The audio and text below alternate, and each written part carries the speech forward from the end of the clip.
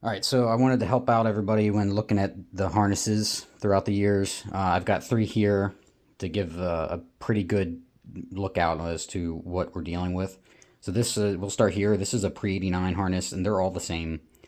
This is your B1 connector, B2, and M1. M1 carrying all of your instrument cluster signals like oil pressure, check engine light, water temp, tack.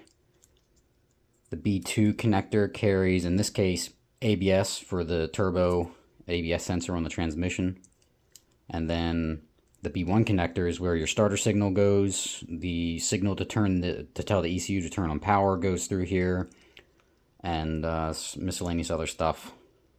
But really, this B1 connector is all you need as a bare minimum to get an engine running.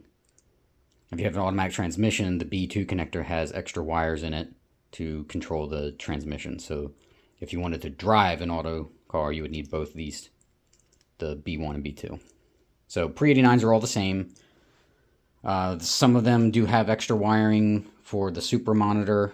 I believe that's these wires down here at the bottom, and that goes away in 89. So jumping to an 89, this is a turbo automatic harness. So you can see the B1 connector is still the same. It will plug in. All the wires are the same with the exception of the bottom few, and this is when they started to swap out some things. I think they may have incorporated a headlight wire through here. That may have been in the next year, 90. I cannot remember exactly, but they also changed some extra sub-O2 sensor wiring goes through here as well. But I think that would be those bottom pins, so this harness probably doesn't have that. So, moving on, we've got our B2 and B3 connectors. So you'll see the B2 looks the same as the Pre-89, but this one's carrying all the automatic transmission, and I believe it doesn't carry the ABS anymore. I think they moved that over to the B3 connector with progressive power steering.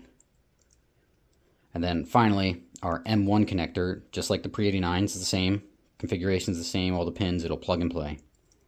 And again, the only one that you would really need to get the engine running would be your B1 connector.